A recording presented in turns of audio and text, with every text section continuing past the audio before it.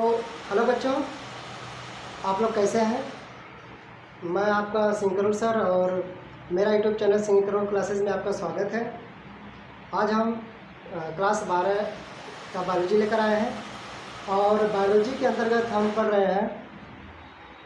आज हम कोई चीज़ नहीं पढ़ेंगे क्योंकि आज हम आपके लिए सिलेबस लेके आए हैं। जो नया नया सिलेबस आया है, यह सिलेबस आया है इसलिए क्योंकि आप सभी को पता है कि पूरे विश्व में पेंडेमिक फैला हुआ है, यानी महामारी फैला हुआ है कोविड-19 की, और जिसकी वजह से सभी स्कूल, कॉलेज, संस्था में पठन पाठन कार्य पूरी तरह से ठप है। हमारी सरकार चाहती थी कि सभी बच्चों को ऑनलाइन क्लास चलाया जाए, जिसके माध्यम से सभी बच्चों को सुविधा मिले पढ़ने का, लेकिन ऐसा पूरी तरह से संभव नहीं हो पाया क्योंकि सभी बच्चों को किसी न किसी प्रकार की समस्या आती रही। क्योंकि कहीं कहीं पर नेटवर्क नहीं मिलते हैं और कहीं कहीं किसी के पास मोबाइल या लैपटॉप की सुविधा नहीं है कि जिसके माध्यम से बच्चे पढ़ सकें। तो फिर भी प्रयास किया जा रहा है कि सभी बच्चों को किसी न किसी माध्यम से कुछ न कुछ पहुंचाया जाए। तो इस सब के देखते हुए हमारी सरकार ने सभी कोर्सों से 9, 10, 11, 12 और अन्य में 30% कोर्स को कम कर दिया है। और इसी के बारे में हम बताएंगे कि आज जो हमारा जो नया सिलेबस आया है इस वर्ष के लिए बच्चों को, उनके लिए क्या क्या पढ़ना है और क्या क्या नहीं पढ़ना है, हम इसके बारे में आपको सिलेबस बताएंगे।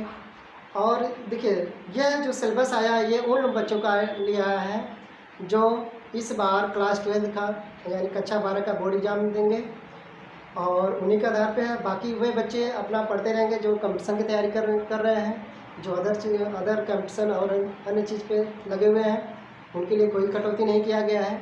यह केवल जो एकेडमिक बच्चे हैं, जो परीक्षाएं देंगे, जो बोर्ड एग्ज़ाम देंगे, में बैठेंगे, उनके सिलेबस में कटौती हुआ है। तो हम लोग देखते हैं क्या क्या नहीं है सिलेबस में से हमारा कम हुआ है टॉपिक, और कौन कौन से टॉपिक हमको पढ़ना है, हम इसको बात करते हैं।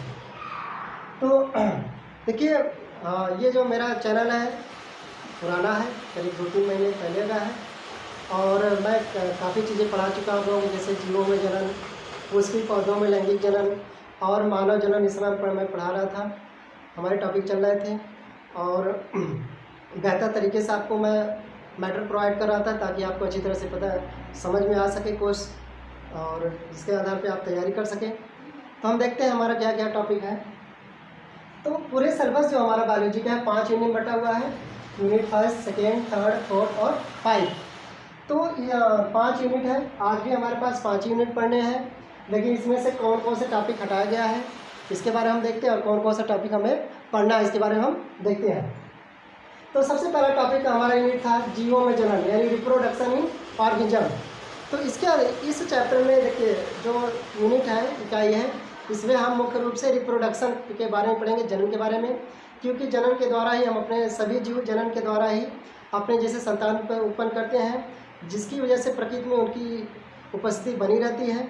तो इसमें पहला जो चैप्टर था जीवों में जनन, यानी रिप्रोडक्शन इन ऑर्गेनिज्म, यह चैप्टर आपको नहीं पढ़ने हैं क्योंकि यह सिलेबस से हटा दिया गया है।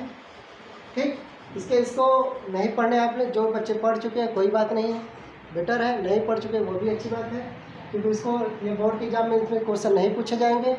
ठीक, बाकी जो बच्चे कंपटीशन की तैयारी कर रहे हैं वह इस टॉपिक को पढ़ेंगे, कोई बात नहीं उनके लिए। अगला जो है हमारा सेकेंड चैप्टर है पुष्पी पौधों में लैंगिक जनन, यानी sexual reproduction in flowering plant. तो जो पुष्पी पौधे होते हैं इनमें लैंगिक जनन होता है। तो आपको पता है कि पौधों में लैंगिक जनन होते हैं और अलैंगिक जनन। अलैंगिक जनन में कायिक जनन होता है, ठीक है, यानी बॉडी के द्वारा भी जनन होता है, वेजिटेटिव रिप्रोडक्शन होता है, और लैंगिक जनन होता है। लैंगिक जनन उन्हीं पौधे में होता है जिन पौधों में पुष्प बनते हैं। तो ये पुष्पी पौधों में लैंगिक जनन पढ़ना है। तो ये चैप्टर हमको पढ़ना है, ये हमारे सिलेबस में है, इसको आपको अच्छे से तैयारी करना है क्योंकि इसमें से हमेशा क्वेश्चन पूछे जाते हैं। ठीक, इसके बाद थर्ड चैप्टर है मानव जनन, यानी ह्यूमन रिप्रोडक्शन। ह्यूमन रिप्रोडक्शन के अंतर्गत हमें पढ़ना होता है कि मानव में किस प्रकार की जनन क्रिया करके अपने जैसे संतान उत्पन्न करते हैं, अपनी उपस्थिति प्रकृति में बनाए रहते हैं। तो जैसे कि आप सबको पता है कि मानव में नर और मादा दोनों अलग अलग होते हैं, इसलिए नर जनन अंग और मादा जनन अंग दोनों अलग अलग होते हैं, और दोनों ही मिलकर अपने जैसे संतान उत्पन्न करते हैं। निषेचन की क्रिया द्वारा। तो ये जो है मानव जनन हमको पढ़ना है। अगला टॉपिक हमारा है यानी कि चौथा चैप्टर है जनन स्वास्थ्य यानी रिप्रोडक्टिव हेल्थ। इस टॉपिक के अंतर्गत हमें जनन संबंधी बीमारियां जो होती हैं, रोग जो होते हैं और जनन में क्या कमियां हैं, क्या क्या क्या दिक्कत होती है जनन संबंधी, तो इसके बारे में हमें अध्ययन करना होता है। ये टॉपिक हमारा है, इस टॉपिक को नहीं निकाला गया है। ये टॉपिक हमारा कौन है? जनन स्वास्थ्य यानी रिप्रोडक्टिव हेल्थ। तो इसको हमें पढ़ना है, इसको निकाला नहीं गया है। अगला यूनिट है, सेकेंड यूनिट की बात कर रहे हैं हम, ठीक। तो सेकेंड यूनिट यानी आनुवंशिकी और विकास यानी हेरिडिटी एंड इवोल्यूशन, ठीक। आनुवंशिकी और विकास, हेरिडिटी एंड इवोल्यूशन। तो हेरिडिटी के अंतर्गत हम आनुवंशिकता के बारे में अध्ययन करते हैं। और आनुवंशिकता मतलब दो अलग अलग पौधों का, दो अलग अलग जीवों का हम जेनेटिक मटेरियल लेकर उनके द्वारा जो जनन क्रिया कराते हैं, रिप्रोडक्शन कराते हैं या तो फर्टिलाइजेशन कराकर हम संतान उत्पन्न करते हैं। तो इसके अंतर्गत हम वंशागति में, आनुवंशिकता में पढ़ेंगे। तो आनुवंशिकता में पहला चैप्टर है वंशागति एवं विविधता के सिद्धांत। वंशागति एवं विविधता के सिद्धांत यानी principle of inheritance and variation. मतलब इसमें हमें उस सिद्धांत के बारे में पढ़ना है तो जो जीवों में विविधताएँ लाती हैं, जिसकी वजह से जीवों में वेरिएशन होता है, विभिन्नताएँ आती है। तो इस टॉपिक के बारे में हमें अध्ययन करना है। ये टॉपिक हमारा सिलेबस बना हुआ है, इसे ये नहीं हटाया गया है। ये बच्चे अच्छे से पढ़ेंगे क्योंकि इसमें से मोस्टली हर साल ज़्यादा क्वेश्चन पूछे जाते हैं। और ये टॉपिक जो हमारे लिए बहुत ही इम्पोर्टेंट है, नीट के लिए भी, अदर मतलब कंपटीशन के लिए भी, और मुख्य रूप से जो एकेडमिक यानी जो बच्चे 12th में तैयारी कर रहे हैं बोर्ड की एग्ज़ाम की, उनके लिए तो इम्पोर्टेंट है ही। साथ ही साथ इसमें जो सेकेंड टॉपिक हम पढ़ेंगे वंशागति का आणविक आधार यानी मॉलिक्यूलर बेसिस ऑफ इनहेरिटेंस। तो जो वंशागत का जो आणविक आधार होता है, जिसे हम डीएनए, आरएनए और जो डीएनए में जो जुड़ी मटेरियल होते हैं यानी गुणसूत्र जो होते हैं, उसके अंदर का जो मटेरियल होते हैं, जीन होते हैं, इन सब का जो आणविक आधार जिससे बने होते हैं वो यानी केमिकल रसायनों के बारे में, इसके बारे में हम अध्ययन करेंगे। उससे जुड़ी आनुवंशिक वंशागति यानी मॉलिक्यूलर बेसिस ऑफ इनहेरिटेंस। तीसरा टॉपिक आपका है विकास यानी इवोल्यूशन। इवोल्यूशन जो है इसमें हम पढ़ते थे कि जीवों जो मानव का जो विकास कहाँ हुआ है, किस प्रकार हुआ, कैसे हुआ, इसके बारे में हम अध्ययन करते हैं। हमारे जो पूर्वज कौन थे, हम धीरे धीरे हमारा रूप कैसे हुआ, हम कैसे परिवर्तन हुआ प्रकृति के साथ साथ, इसके बारे में अध्ययन करना होता है। लेकिन ये टॉपिक इसमें से इस बार हटा दिया गया है। ये टॉपिक बोर्ड एग्जामिनेशन की तैयारी करने वाले बच्चों को नहीं पढ़ना है, ठीक। तो ये टॉपिक हमको नहीं पढ़ना है। कौन सा? विकास यानी इवोल्यूशन। तीसरा यूनिट हमारा है जीव विज्ञान और मानव स्वास्थ्य यानी बायोलॉजी एंड ह्यूमन वेलफेयर। यानी कि जीव विज्ञान के अंतर्गत जो मानव स्वास्थ्य जो होता है, इसमें हमारा जो पहला टॉपिक है मानव स्वास्थ्य एवं रोग। तो इसमें हमें पढ़ना है कि हमें स्वास्थ्य किसे कहते हैं और हमें स्वास्थ्य को अपने बेटर कैसे, अच्छा कैसे रखना है, किस कमियों के कारण हमें रोग होते हैं, क्या समस्याएं आती हैं, और हमारे हमसे संबंधित, हमारे बॉडी संबंधित जो रोग होते हैं, जैसे हम बैक्टीरियल डिजीज़ की बात करें, हम फंगल डिजीज़ की बात करें, हम वायरल डिजीज़ की बात करते हैं या प्रोटोजोवन की बात करते हैं, इसके अंतर्गत हम इसमें अध्ययन करेंगे। तो ये हमारा टॉपिक कौन सा है? मानव स्वास्थ्य एवं रोग। तो मानव स्वास्थ्य और उसके संबंधित जो रोग होते हैं, इसके बारे में हम अध्ययन इसमें करेंगे। अगला टॉपिक इसमें आया है खाद्य उत्पादन में वृद्धि की कार्यनीति यानी strategy for enhancement food production. तो इसके बारे में हमें अध्ययन करना था, करना होता है। इसमें हम फूड का प्रोडक्शन कैसे करते हैं, जो लघु उद्योग बनाते हैं, इसमें हम इसके बारे में अध्ययन करते हैं। तो ये चैप्टर इस बार निकाल दिया गया है, तो बच्चों इसको ध्यान सुनिए कि इस टॉपिक को हमें नहीं पढ़ना है। कौन सा टॉपिक? दूसरा जो जीव विज्ञान हमारा जो दूसरा टॉपिक है, दूसरा चैप्टर है खाद्य उत्पादन में वृद्धि की कार्यनीति। यानी कि यह टॉपिक हमको इस बार नहीं पढ़ने हैं। जो बच्चे बोर्ड की एग्जाम में बैठेंगे उनको खास कर टॉपिक नहीं पढ़ना है। आप पढ़ भी सकते हैं लेकिन इसमें से क्वेश्चन नहीं पूछेंगे, ये आपके सिलेबस से इस बार हटा दिए गए हैं। अगला टॉपिक आपका तीसरा है इस यूनिट के अंतर्गत मानव कल्याण में सूक्ष्म जीव यानी micro organism in human welfare. तो इसके अंतर्गत हमें जो सूक्ष्म जीव पाए जाते हैं, जो बैक्टीरियल, फंगल, अन्य जो शैवाल जो होते हैं, एल्गी होते हैं, इनमें से सूक्ष्म जीव जो पाए जाते हैं, ये हमारे लिए किस प्रकार लाभदायक होते हैं और इनसे हम कौन कौन सा किस रूप में हम लाभ लेते हैं, इसके बारे में अध्ययन करना था। लेकिन इस टॉपिक को नहीं निकाला गया, ये टॉपिक हमारे लिए है, इसको हमें पढ़ना होगा और इसमें से क्वेश्चन पूछे जाते हैं बच्चों, तो इसको आप अध्ययन करेंगे। अब हम बात करते हैं इकाई 4 की, यूनिट 4। तो यूनिट 4 में हमारा जो यूनिट है, जैव प्रौद्योगिकी और उसके अनुप्रयोग, यानी बायोटेक्नोलॉजी एंड इट्स एप्लीकेशन। तो बायोटेक्नोलॉजी क्या है? तो बायोटेक्नोलॉजी हम बात कर सकते हैं कि जो हमारे जो फसलों में सुधार की जो व्यवस्था होती है या पशु सुधार की जो व्यवस्था होती है, पारजीनिक जंतु जो होते हैं, या हम बात कर सकते हैं कि जो आप जो मेडिसिन के बारे में अध्ययन करते हैं, जो आप पढ़ते हैं, तो इसके अंतर्गत हमें जो पहला टॉपिक है, जैव प्रौद्योगिकी के सिद्धांत एवं प्रक्रम। तो बायोटेक्नोलॉजी प्रिंसिपल एंड एप्लीकेशन, तो इसके अंतर्गत हमें ये अध्ययन करना है कि हम बायोटेक्नोलॉजी के द्वारा एक जीन से दूसरे जीन में कैसे परिवर्तन कर सकते हैं, या दो अलग अलग जीन को लेकर हम तीसरा जीन बनाते हैं।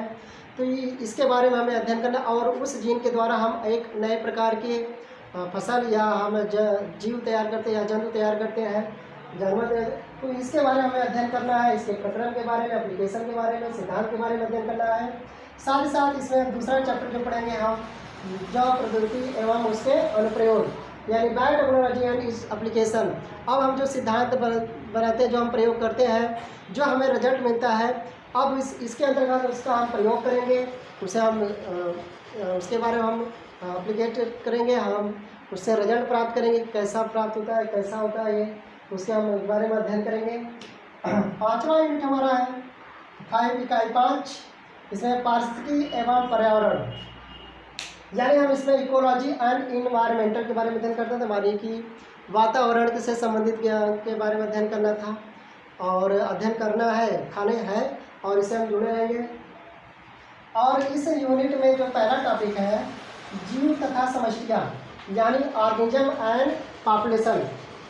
जीव मतलब जंतु, और उसके जो पॉपुलेशन है, जो आबादी है, उनके बारे में अध्ययन की, मतलब इसके अंतर्गत हमें उनके आबादी, उनके से जुड़ी जीवों के बारे में अध्ययन, मतलब कौन कौन से जीव पाए जाते हैं, कैसे कैसे, कितनी आबादी, इसके बारे में हमें अध्ययन करना है। इनमें मृत्यु दर और जन्म दर का अध्ययन करेंगे हम। तो इस प्रकार का हम जीव तथा समष्टियाँ में अध्ययन करते हैं। इसमें सेकेंड टॉपिक है पारितंत्र, यानी इकोसिस्टम। इकोसिस्टम के अंतर्गत हमें पढ़ना होता था, पर पारितंत्र में जो एक दूसरे के ऊपर कैसे सभी जीव एक दूसरे के ऊपर कैसे निर्भर होते हैं, शाकाहारी में जैसे प्राथमिक उपभोक्ता, द्वितीय उपभोक्ता, उत्पादक और तृतीय उपभोक्ता, यह दूसरे पे कैसे निर्भर होते हैं, इस बारे में हमें पूरा चक्री के बारे में अध्ययन करना था। लेकिन यह टॉपिक इस बार हमें ये सिलेबस से निकाल दिया गया है बच्चों, यह टॉपिक इस बार हमें नहीं पढ़ने हैं, मतलब बोर्ड एग्जाम के बच्चे जो तैयारी कर रहे हैं उनको नहीं पढ़ना है। इसके बाद तीसरा इसमें टॉपिक है, तीसरा चैप्टर है जैव विविधता एवं संरक्षण, यानी कि पृथ्वी पर पाए जाने वाले अलग अलग प्रकार के जीवों के बारे में अध्ययन करना है, कितनी प्रकार की विभिन्नताएं पाई जाती हैं, और इनमें होने वाले परिवर्तन के, यानी वातावरण में होने वाले परिवर्तन के कारण सभी जीव नष्ट हो रहे हैं, उनका संरक्षण कैसे किया जाए, या हम जो मानव अपने स्वार्थ के लिए जंगलों और झाड़ियों को नष्ट कर रहा है, इससे भी जीव जातियाँ नष्ट हो रही हैं, तो उनके संरक्षण के बारे में हम अध्ययन करेंगे। ये टॉपिक बना हुआ है बच्चों, इस टॉपिक में पढ़ना है, ये इंपॉर्टेंट है, इसको जरूर पर इसमें से क्वेश्चन पूछे जाते हैं।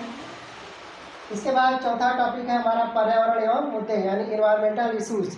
तो पर्यावरण के मुद्दे हमें अध्ययन करना था, तो ये टॉपिक हमारे सिलेबस इस बार निकाल दिया गया है, तो बच्चों इस टॉपिक को भी नहीं पढ़ना है। तो हमें टोटल 1 2 3 4 5 मतलब टोटल 16 चैप्टर थे, 16 में से 5 चैप्टर निकाल दिए गए हैं, हमें 11 चैप्टर पढ़ने हैं बच्चों, तो इसे हम अच्छे से अध्ययन करेंगे। तो एक बात और बच्चों, जो हमारा जो यूट्यूब चैनल है, इसे ये तो था आप लोगों के टोटल सिलेबस के बारे में, बायोलॉजी के बच्चे जो 12 के जो है जो एग्ज़ाम देंगे बोर्ड के, उनके लिए था, और ये पूरा अपनी देखेंगे, इसके बारे में अध्ययन करेंगे पूरे अच्छी तरह से। और मैं आप लोग मेरे ये जो चैनल है यूट्यूब चैनल, इसको अपने दोस्तों में सब्सक्राइब भेजें, शेयर करें और लोगों से सब्सक्राइब करें बच्चों से, कि हम चाहते हैं कि जो हमारे तरफ से जो फ्री एजुकेशन है ये सभी बच्चों तक पहुँचे, जो मुफ्त शिक्षा मिल रही है यूट्यूब के माध्यम से। तो आप सभी लोग ये चैनल को सब्सक्राइब कर लीजिए और मैं आपको एक बेटर तरह से मैटर प्रोवाइड करूँगा ताकि आपको एग्ज़ाम की प्रिपेयर के लिए, एग्ज़ाम की तैयारी के लिए किसी भी प्रकार की समस्या नहीं होगी। और जहाँ पे भी आपको अगर किसी प्रकार की समस्या होती है तो आप यूट्यूब के चैनल पे देखते हैं तो वहाँ नीचे कमेंट में आप कमेंट कर सकते हैं, जो समस्या है उसके बारे में लिख सकते हैं, जो अच्छा लगा उसके बारे में लिख सकते हैं, नहीं अच्छा लगा डिसलाइक कर सकते हैं, लाइक भी कर सकते हैं। तो इस प्रकार आप हमारे चैनल से जुड़िए और लोगों तक हम आपको अच्छे से अच्छे मैटर प्रोवाइड करेंगे ताकि आपको मतलब हम एकेडमी के साथ साथ मतलब आपको एग्ज़ाम के साथ साथ, बोर्ड एग्ज़ाम के साथ साथ हम नीट के पर्पज़ से भी पढ़ाते हैं। और नीट के बच्चे जो तैयारी करते हैं उनके साथ साथ जो अलग कंपटीशन के जो बच्चे तैयारी करते हैं उनके लिए भी हम मैटर प्रोवाइड करते हैं। और साथ साथ में आप लोग तो इस चैनल को देखते रहिए, हमारे चैनल को, और सब्सक्राइब करिए एक बार और आप लोग इससे मुझसे जुड़िए और मैं आपको अच्छी तरह से पढ़ाऊँगा। तो देखने के लिए धन्यवाद। क्योंकि और साथ ही साथ एक चीज़ और मैं बताना भूल गया कि साथ ही साथ मैं आपको जो एग्ज़ाम में पूछे जाते हैं क्वेश्चन उनको भी मैं हल कराऊंगा आपको, ताकि आप उससे अच्छी तरह से तैयार कर लें और एग्ज़ाम में बैठते वक्त आपको किसी भी प्रकार की समस्या ना हो।